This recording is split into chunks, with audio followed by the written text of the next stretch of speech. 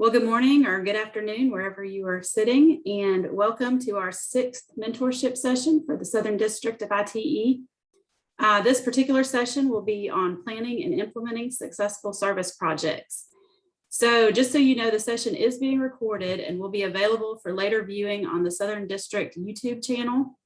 Also, we are going to hold all questions until the end, but questions can be submitted throughout the session on in the chat room, or when we get to the Q&A session at the end, you can also use the raise hand feature and we can unmute you to ask your question. But feel free to ask questions or make comments throughout the presentation, but we are going to hold all questions until the end.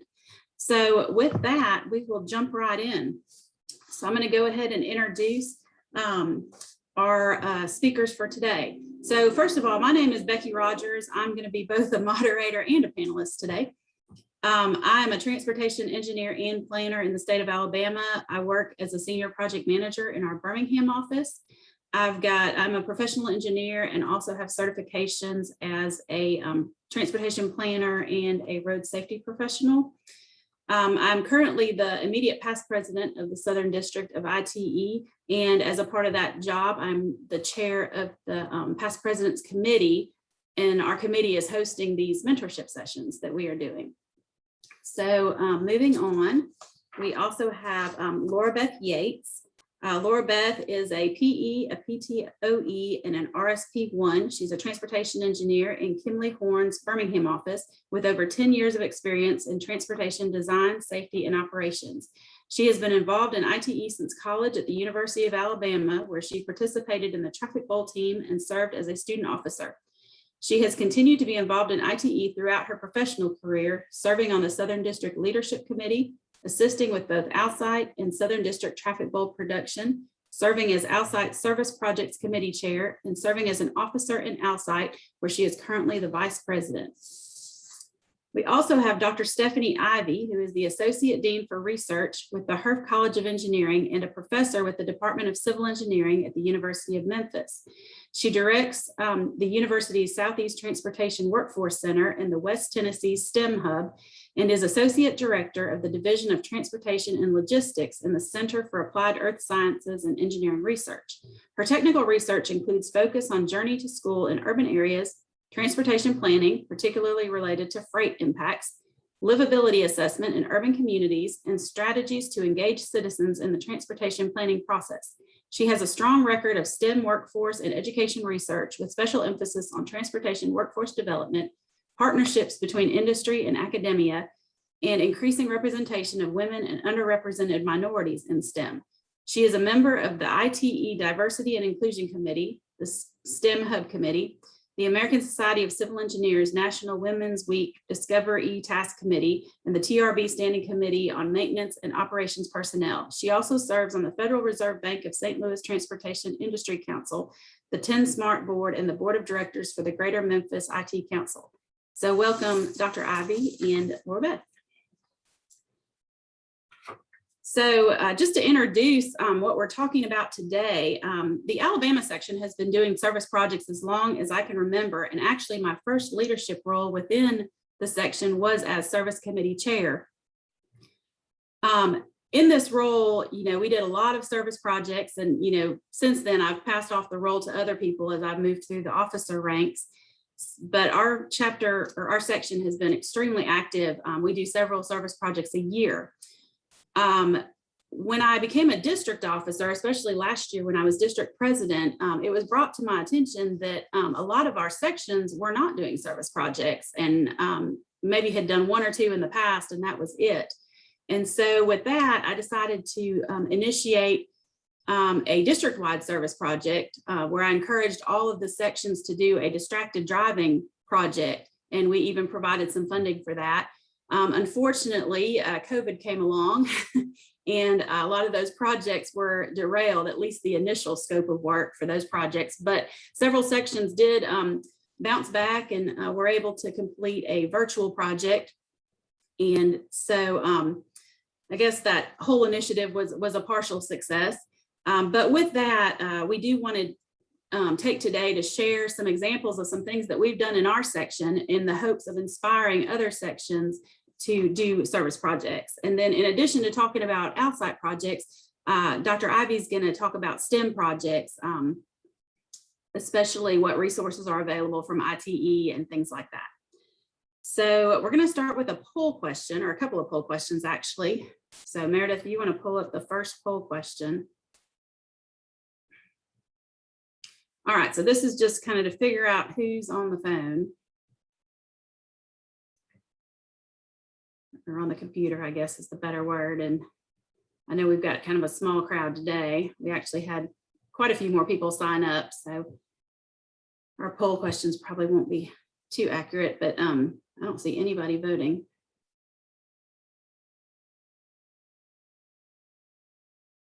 Okay, there we go. There's our results. Okay, so we've got 3 sections represented, so that's good. All right, next question.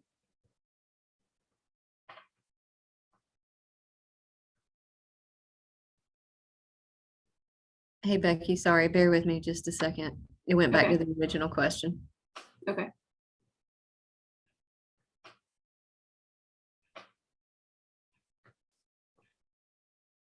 All right, so if you could let us know what your current role is, we're just curious.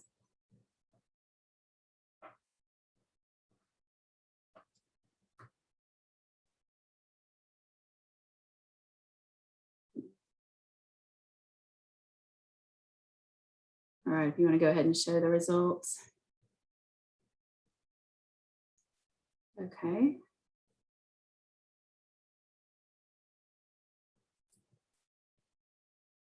All right, so our other is Cindy, district president. Okay, next question.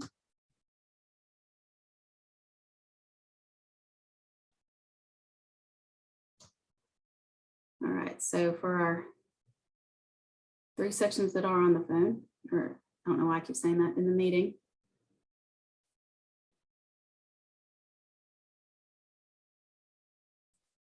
All right, show the results.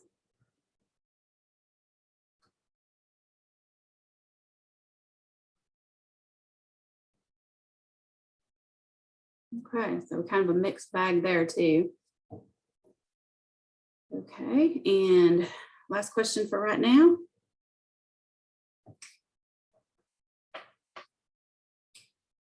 And this is an all check all that apply. So we're just curious what you all think. Who should be leading service projects? There's no right answer.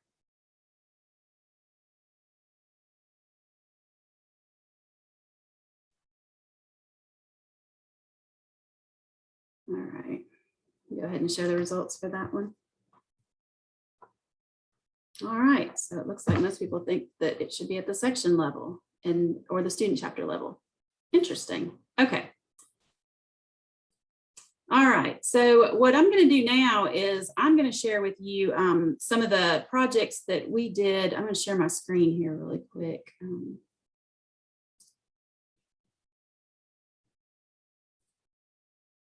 Okay, Laura Beth, Stephanie, give me a thumbs up if you all can see that.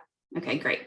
Okay, so I'm going to share some projects that we did in ALSITE back when I was the service project chair, just a couple of the bigger projects that we did. I believe the time frame, I was trying to look up exactly when I was service project chair, but I think it was somewhere around the time frame of like 2008 to 2012, somewhere in there. So I'm just going to share a few of these projects that maybe they would give you all some ideas of projects that you could do. So one project we started back then was a job shadowing program, and this one has continued through the years.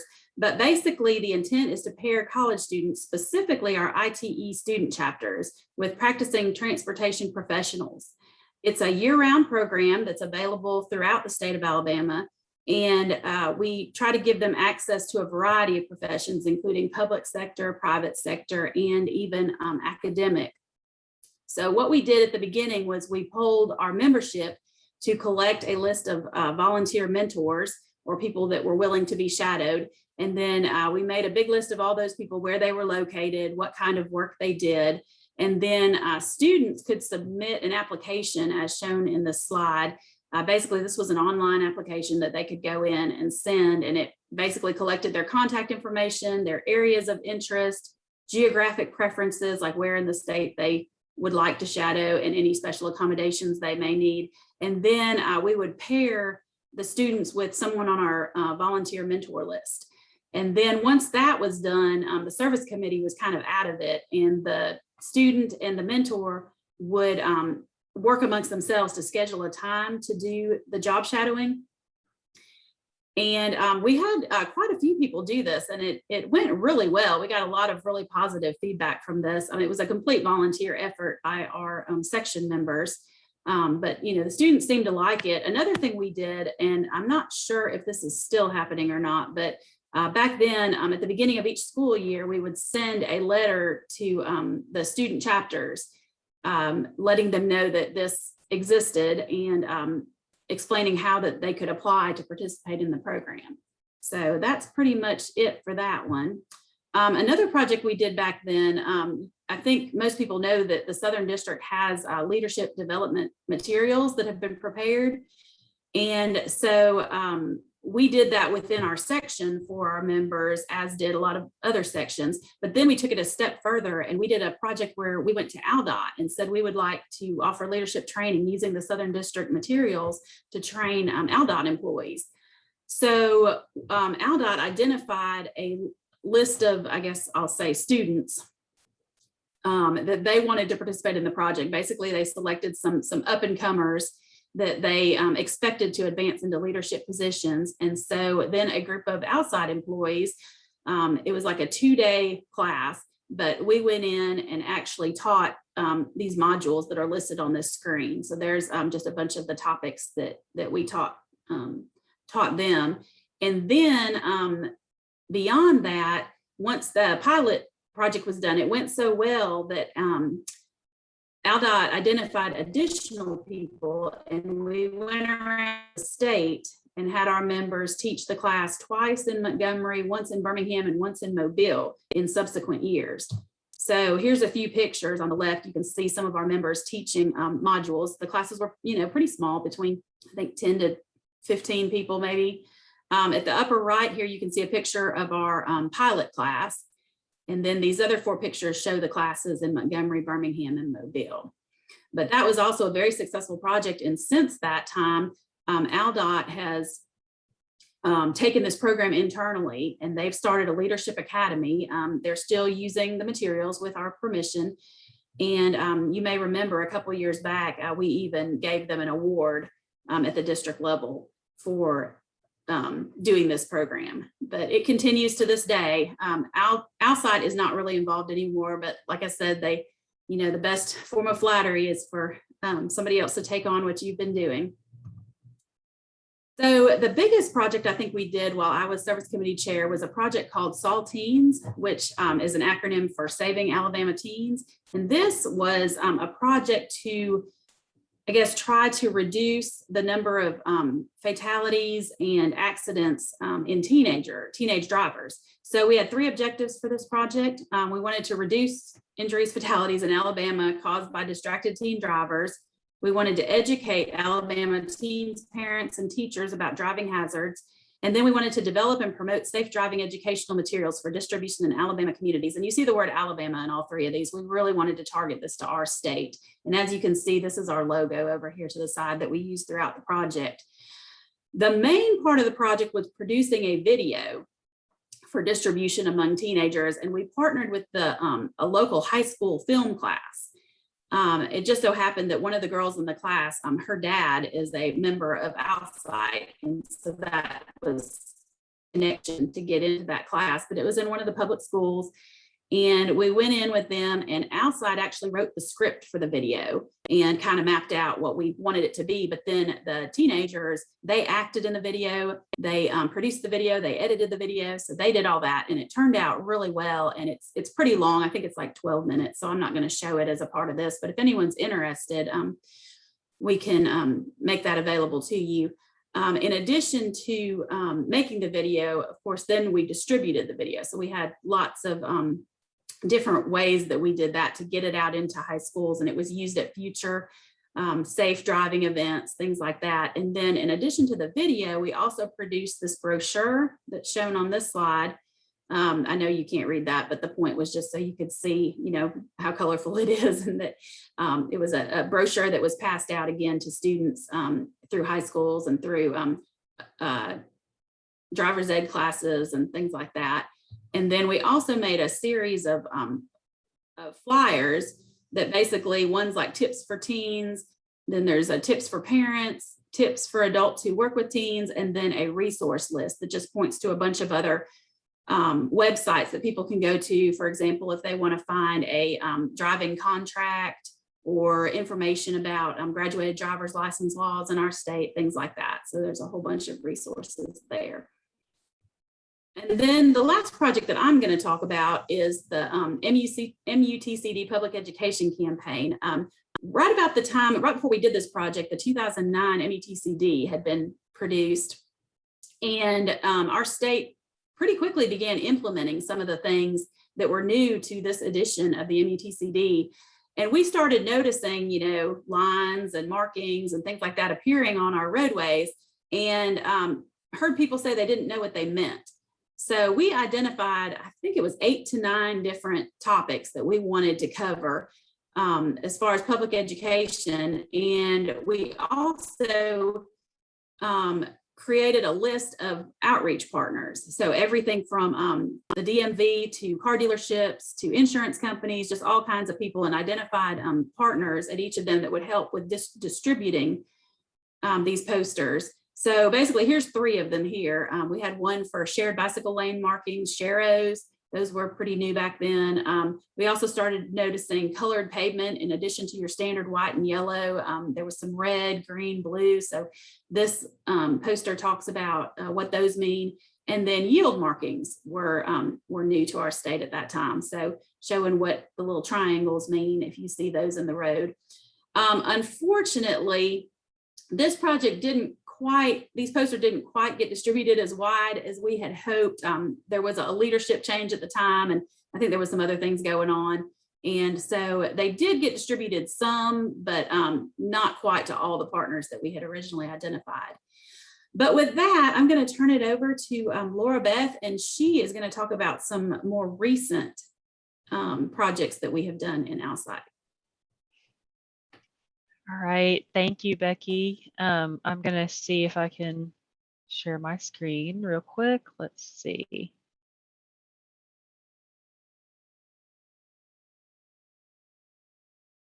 Okay, can y'all see that?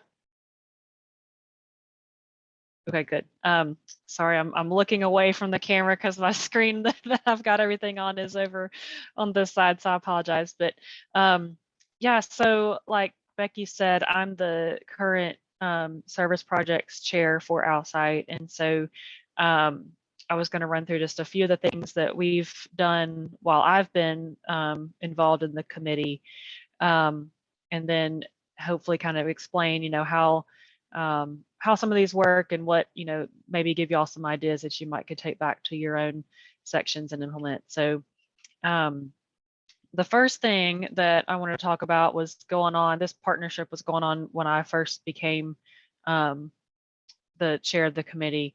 So they'd already had been partnering with this group, but the Teen Driver Summit, called Your Keys to Drive, is a big event that this, as you can see, the partners on the screen here, there's a lot of groups that come together to put this event on. State Farm is probably the biggest driver of it, and the ASF Foundation as well. But so what this is a big teen driver summit where they get high schools to sign up, and they bring big groups of high school students together. It was in person the last several years, but then COVID hit, and so I believe this past fall, and maybe I can think currently right now they're doing a few of these virtually, which is not as fun, not as good and interactive. So hopefully they'll be back in person soon. But they bring all the kids together, usually in a big gymnasium or whatnot. And then let's see, I'll go to this slide first. This is several of the things that they do with the students is they have like Philip Lutzenkirchen's dad, who was the Auburn football player that was killed in a distracted and impaired driving crash. He comes and talks to the students about the importance of not driving distracted and impaired. As you can see the picture on the left, I think this guy was, I think, a nurse from Children's Hospital, and they get one of the students to volunteer. They get the student up on the stretcher and really show what could be the possible impacts of, of a student being in the crash because they were driving unsafely. And so a lot of these little events and activities they do with the students really try to hit home with them and express the importance of driving safely and not driving impaired or distracted. And so what ALSITE does is, here's a picture of some of our ALSITE and student members helping out with one of these events. And so what we've done is you just come and sign up as a volunteer, and they'll put you to work. It's real simple. It's low, I guess, kind of low on the effort scale as far as what's required of us, because we just show up and they put us to work. And so, like, helping move the students from one area to another, to from one activity to the next, or from help them with lunch distribution, whatever, that kind of stuff. So so really this was a great project for us to partner with those groups with, because I mean, like I said, it's very low effort on our part. And so I think what Becky's going to talk about in a little bit is the importance of partnerships with these service projects. And so it's really nice when you have something that's already established that you can volunteer with and just, like I said, show up and they'll put you to work. So it's been a great program to be involved in. Another program that we started while I've been the chair is a high school outreach program. And unfortunately, COVID hit and kind of put this one to a halt as well. So, but this is something that can be done, on just whenever there's time, whenever there's an opportunity that arises. And so what this is basically just pairing up ALSITE members with high schools in their area to just go and speak to the students, to maybe a career class or to a math or a science class, and just kind of introduce them to the idea of transportation engineering as a career. And then, obviously to be there to answer whatever questions they have. Is hopefully these are, I think the target audience would be, juniors and seniors that are getting ready to go to college and are trying to decide where they want to go and what they want to major in. And so you can see in these pictures, props were a big hit with the students, bringing the actual size traffic signal head, bringing plan sets so they can see what we do on a daily basis, some of the plans that we create and things like that. So yeah, we did several of these, like I said, kind of I think towards the end of the semesters, fall and spring semester seemed to be the best time to get with these students. And so we set up some, just lines of communication with the teachers and administration at several of our area high schools, and they were very excited and very happy to have us come in and do these kinds of things with the students. The next one is, this is an established national program, Introduce a Girl to Engineering Day.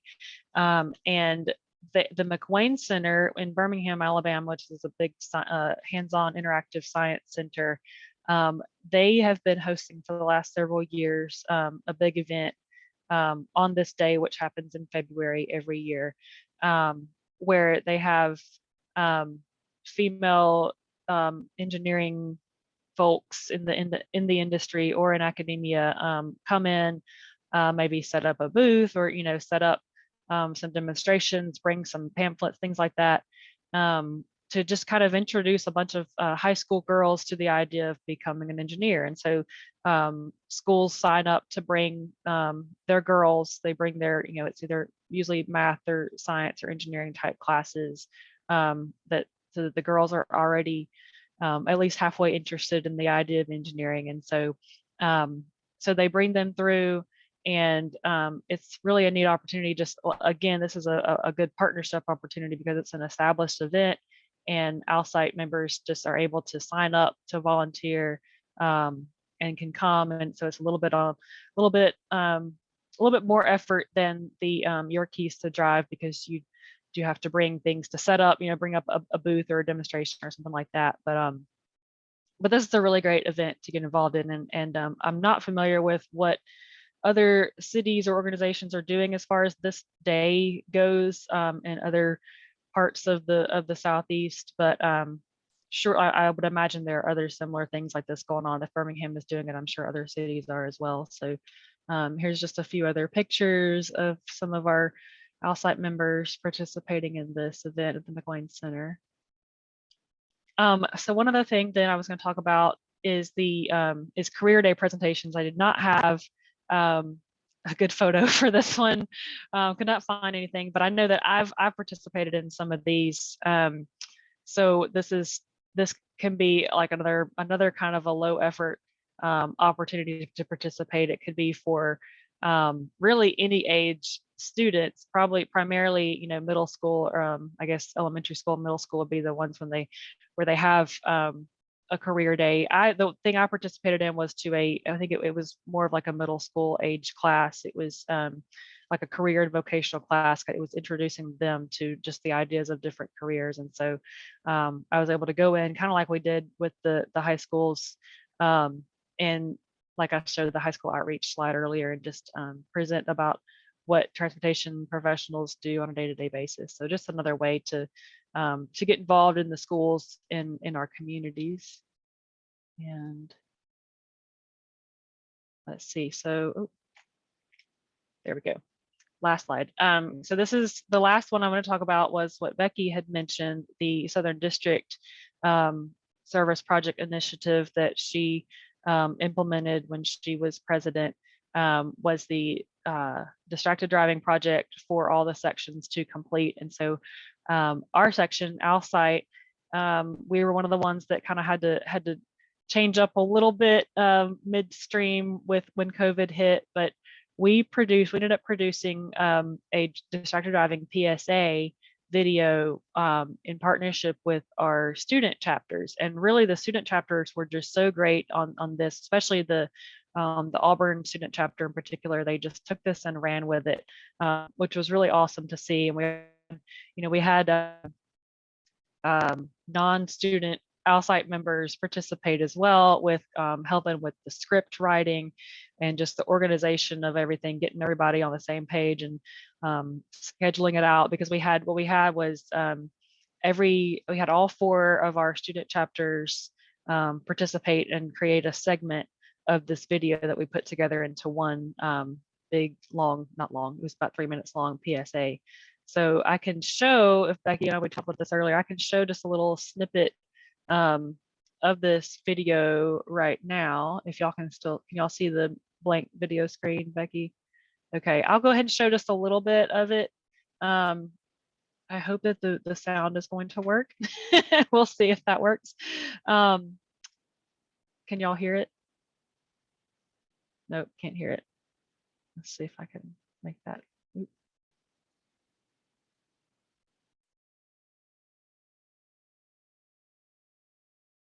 Can you hear anything now? Okay, we may not have sound, so I apologize for that. But I'll just go ahead and let's see. Let me change this back over to.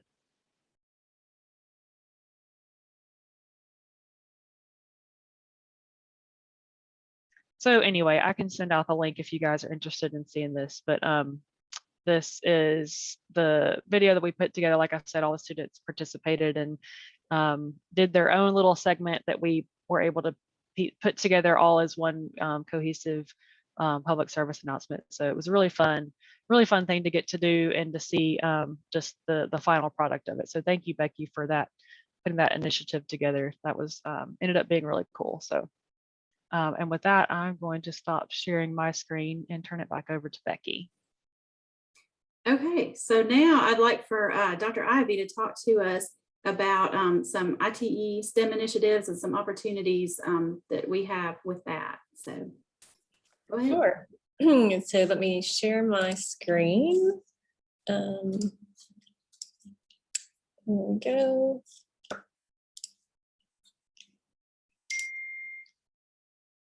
right, so hopefully everybody can see that now. So I wanted to share a few things about some of the activities that we have done within the Tennessee section over the last several years, just to give, again, some additional examples of the types of programs that you might be involved with service projects. And one of the things I really want to emphasize with all the things that I'm talking about here are the opportunities for partnership with universities, with student chapters, with other organizations. So on the far left, you will see a flyer for Transportation STEM High School that we actually started in Memphis through the Southeast Transportation Workforce Center and Shelby County Schools. And this is one of the, maybe an example of a really big effort that was undertaken, and the Tennessee section ITE members were heavily involved from the very beginning.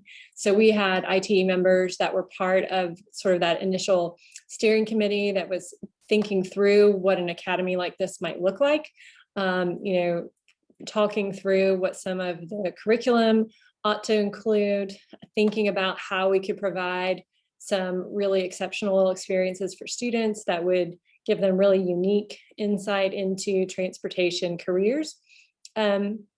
And everything from, we actually had to do community meetings to go out and talk with parents and with students about the proposed changes at this particular school, because it was taking essentially a failing school here in Memphis and transforming it into this new Transportation STEM Academy in hopes that we would be able to get that school then on a different trajectory.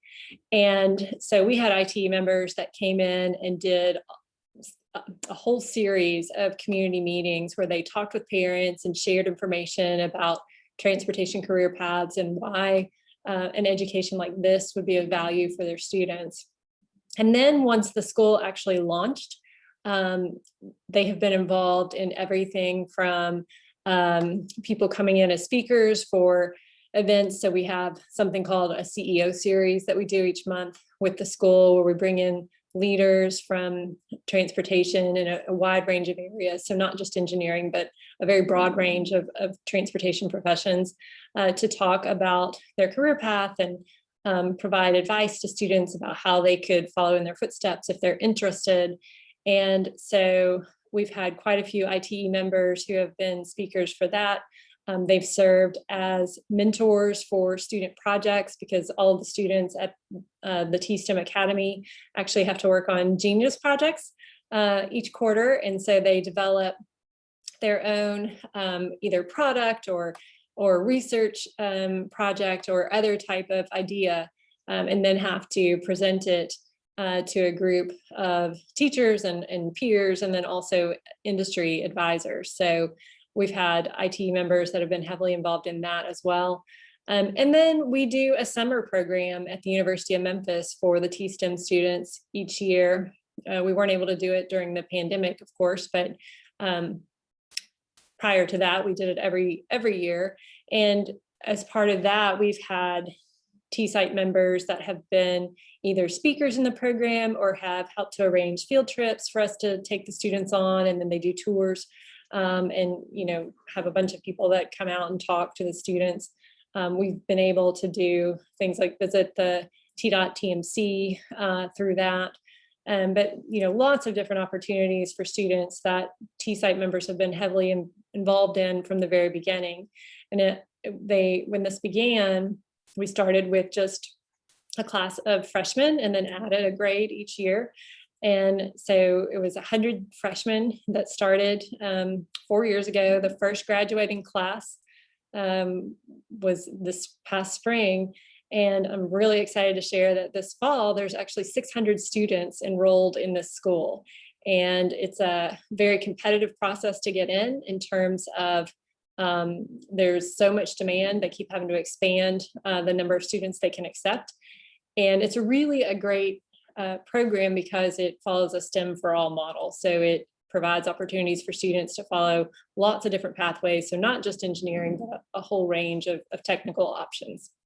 So then at the top, sort of in the center of the screen, you'll see an example for a distracted driving challenge that was part of an effort that the Tennessee section did during the Choosing Transportation Summit a couple of years ago.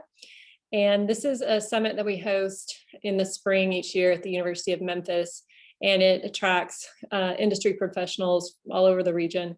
But it also has a component of it that is focused on high school students. And so as part of the high school track, we have a variety of speakers for them. We have something that we call Meet Your Mode, which is kind of like speed dating, but with professionals from rail, river, runway, road that talk to the students about how they got into what they're doing and what the coolest parts of their jobs are. And then we also have a transportation challenge each year that the students compete in as part of that. And so the Tennessee section ITE has several members who are part of the organizing committee that develops the conference agenda and the conference materials. And so a couple of years ago, this is one of the challenges that we had available. So you'll see the distracted driving challenge listed there. And we ended up further developing this last year and turning it into a virtual competition. And then we rebranded it for ITE International and used that as part of the Innovate Day activities that were launched through the STEM committee last fall. Below in the center, you'll see an example of a transportation spotlight. This is something that ITE members have participated in through our Southeast Transportation Workforce Center. So again, really trying to help encourage students to think about transportation careers and to share the story of how they started on that journey. The top right, you'll see a picture from the Distracted Driving Challenge. We had quite a few ITE members who were judges for that event as well. And then in the bottom right, you'll see a picture from a transportation working group that was talking through how to develop some curriculum that was targeting community college, technical schools, as well as university students to really help broaden the reach in terms of students that we're reaching around transportation. And so again, we had ITE members that were involved in all of that as well.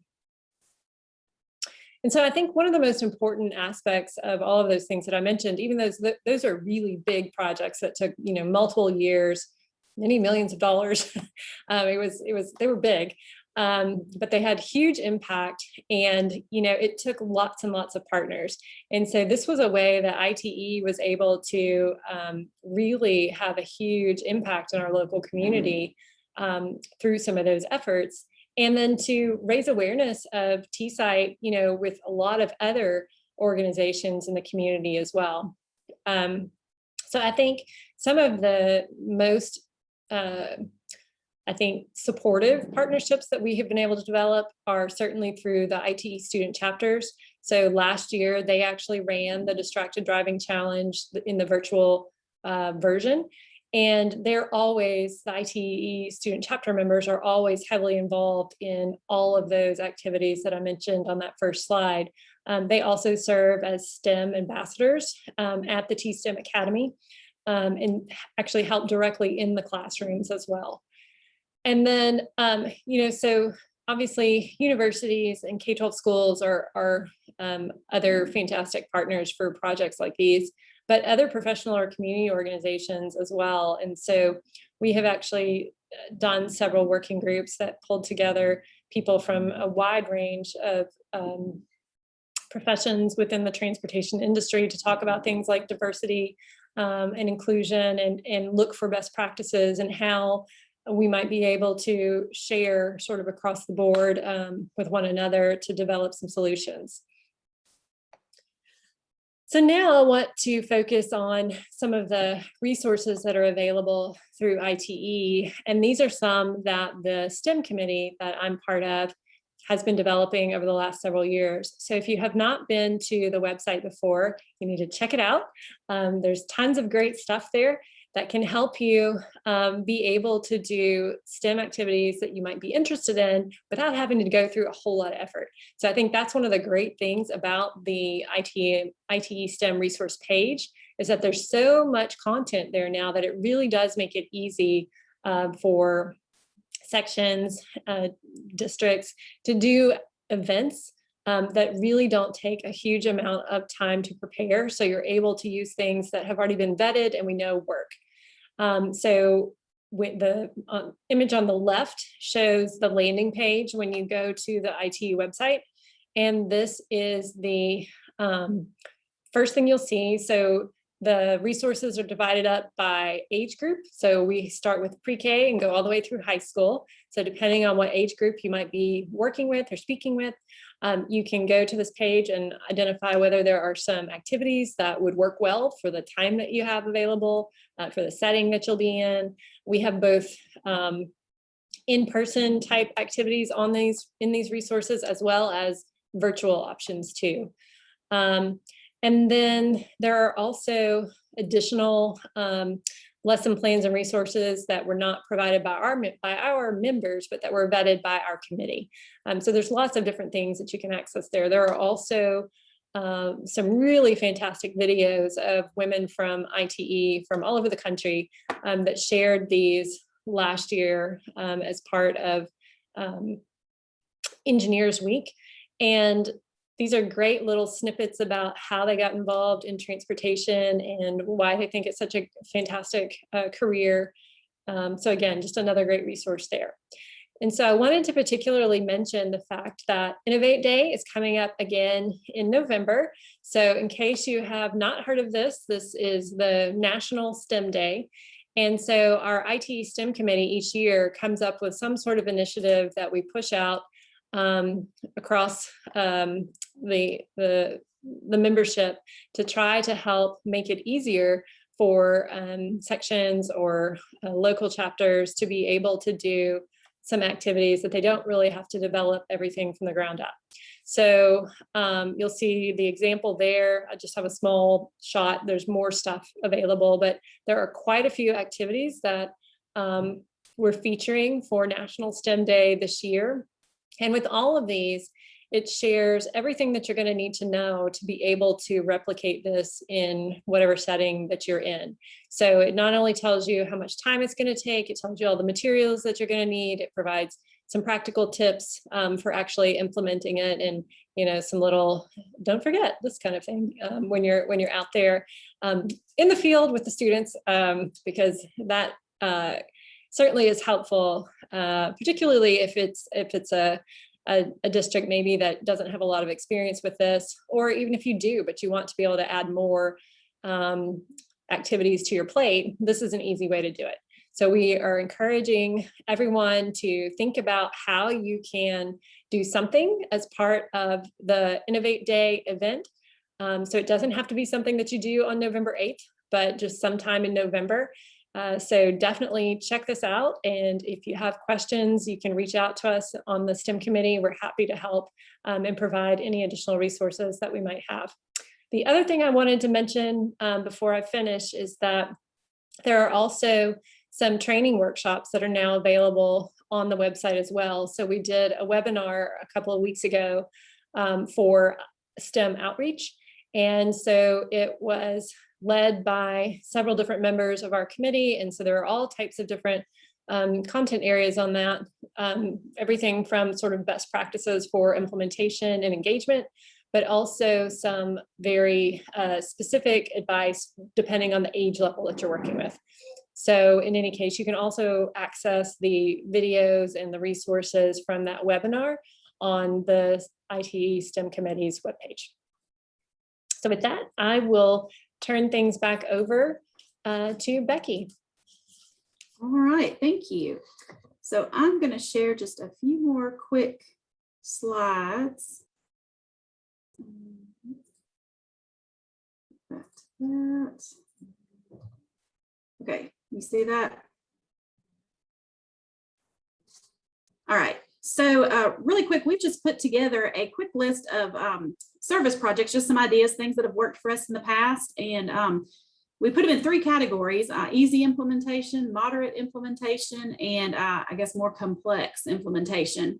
So here's a list right here. And again, we can make these available after the presentation as well. But basically, some of the easy implementation things, just posting on social media, doing safety posts, transportation news, things like that. That's really, really easy to do. I'm not going to read all of these, but, things like contributing information to existing websites, distributing literature that's already prepared, working with other organizations on their projects, as Laura Beth mentioned earlier, with the Your Keys to Drive, we just show up. So that's a pretty easy implementation project.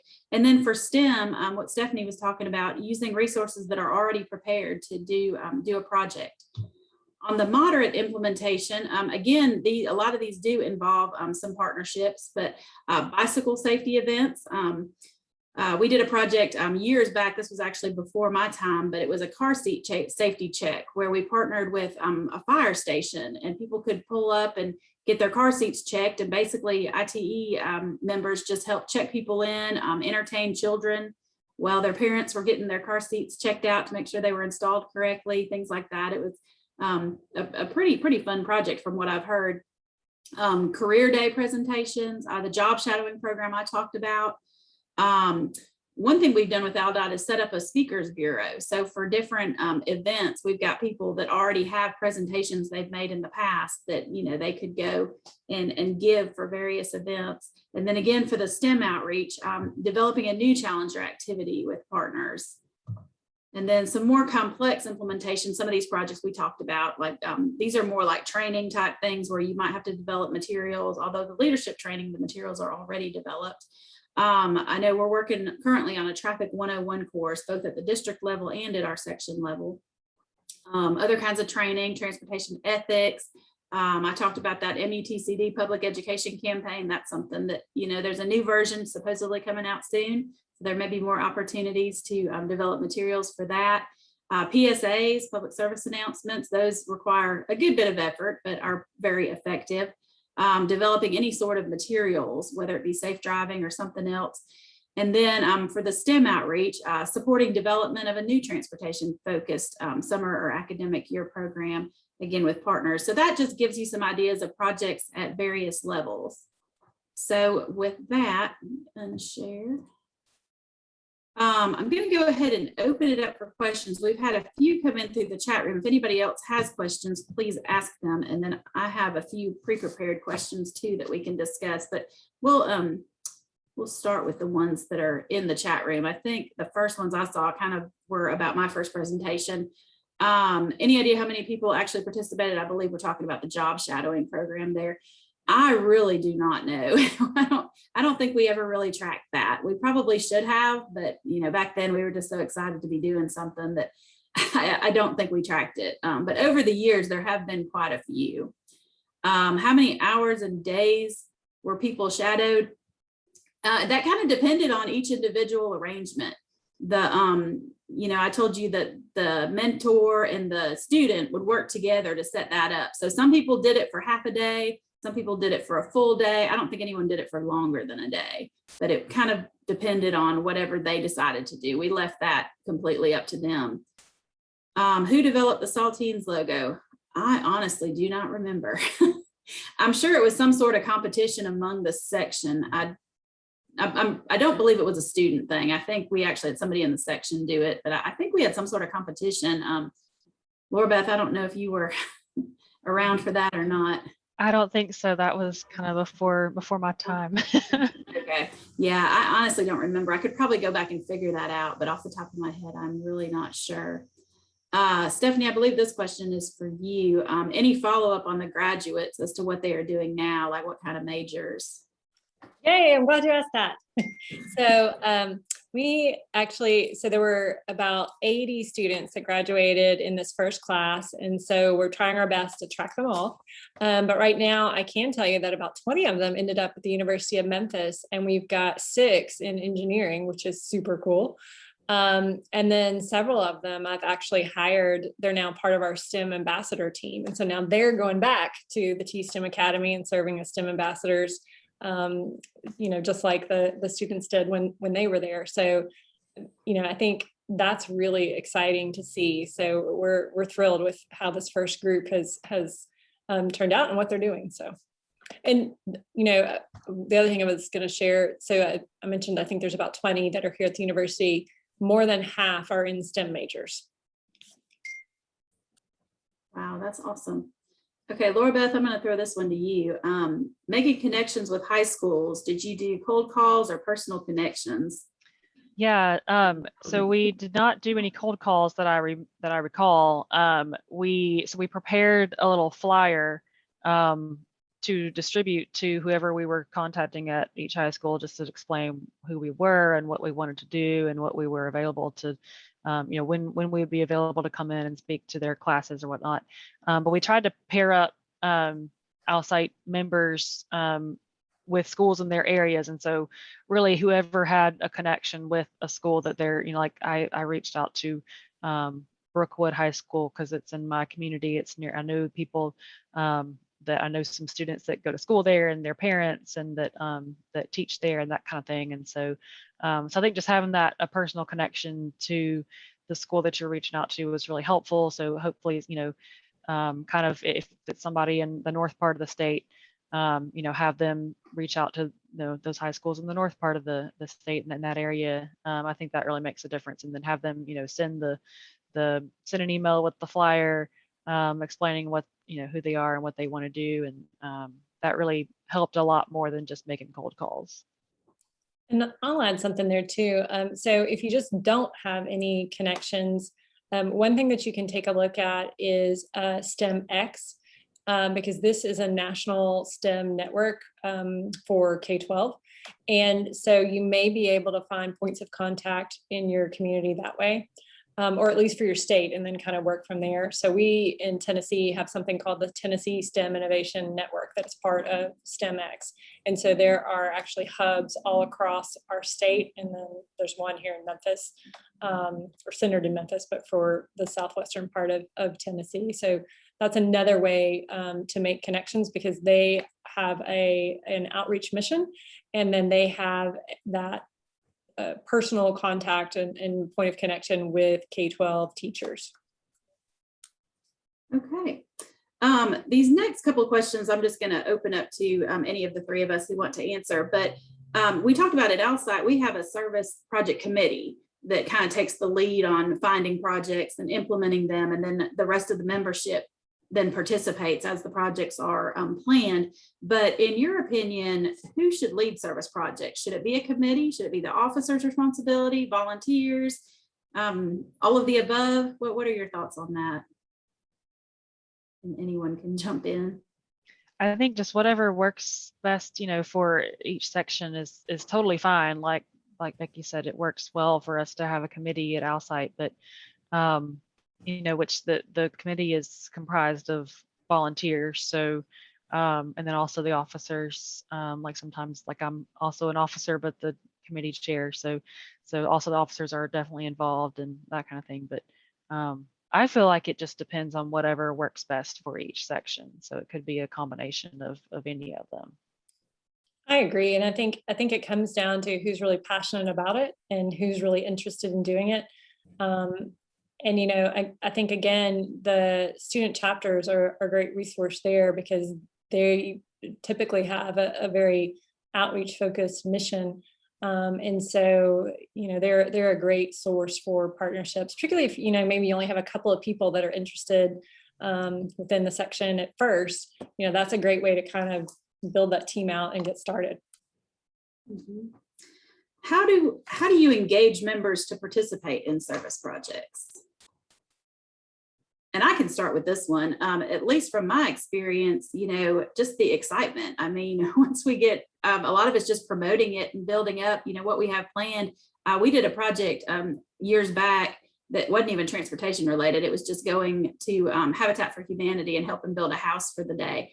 And I remember we really pumped that one up, and we had one of the best turnouts from ALSITE that we've ever had for that project. I think we had close to 30 people show up to participate in building a house, and it was on a work day too. So, people were taking off work to do it, volunteering their time. But at least for me, I think, like Stephanie said, you find the people who are passionate, and their excitement can be infectious. Yeah, I agree. I feel like that's probably been the biggest challenge that I've seen being the chair is finding the people that, finding enough people to participate. But there's always a core group that definitely are passionate and excited about it. And like you said, they can, once they get really excited and focused on a project, then their excitement is contagious. And so, and then also the student chapters, like we mentioned, are, in my experience, have always been ready and willing to jump in and participate, and have really enjoyed kind of even spearheading some of those efforts as well. Let's see, what do I have next? Okay, I want to go back to partnerships just a little bit.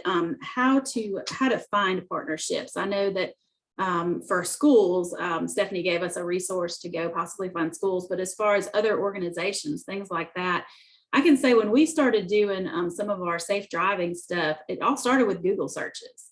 We were looking for who was doing things with safe teen driving, because before we started our initial Saltines as kind of a preview service projects to that, is we just wanted to find some existing literature just to distribute, something easy that kind of started the mission to promote safe driving, but yet we didn't have to put a whole lot of effort into producing anything at that point.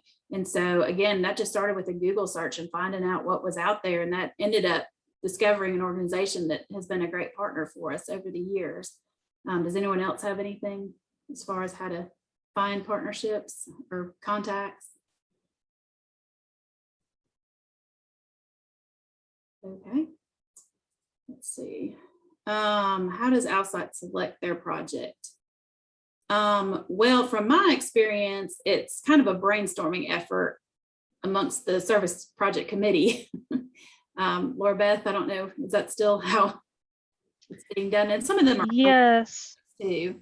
Yeah. Some of them have been, we've been involved in for a long time, like the Your Keys to Drive. I know the high school outreach project started through one of the leadership development sessions that ALSITE participated in. It was like our class group project. At the end of that was kind of something that we wanted to take on as a result of going through that class. And so, yeah, different ways. I know with the PSA that we ended up doing, Becky had implemented that through Southern District, and then we did get together as a committee and with the student chapters that were interested as well, and just kind of brainstormed on what some potential ideas were that we wanted to throw out, and then we figured out the one that seemed to be the most exciting to everybody, the most appealing to everyone. So all right, before we go, I know we're about out of time. I want to throw one final poll question up here if I can figure out how to do this. Meredith had to leave us, so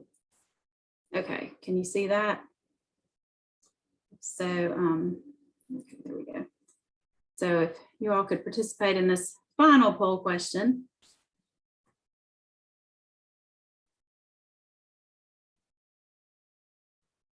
All right, that's the answer I was hoping for. A lot of yeses. So hopefully we have inspired you today to go back to your sections and do some more service projects. And again, if we can provide any help or ideas or assistance, feel free to reach out. This video will be recorded, like I mentioned, so it'll be on the YouTube channel, so you can go back and watch it and get access to everything we've done. But please feel free to reach out to me directly if you want any of the slides or anything sent to you. But anyway, with that, we'll go ahead and close it out. I want to thank Laura Beth and Stephanie for participating today. Great job. And with that, we will go ahead and close out. So thanks, everyone. Have a good day.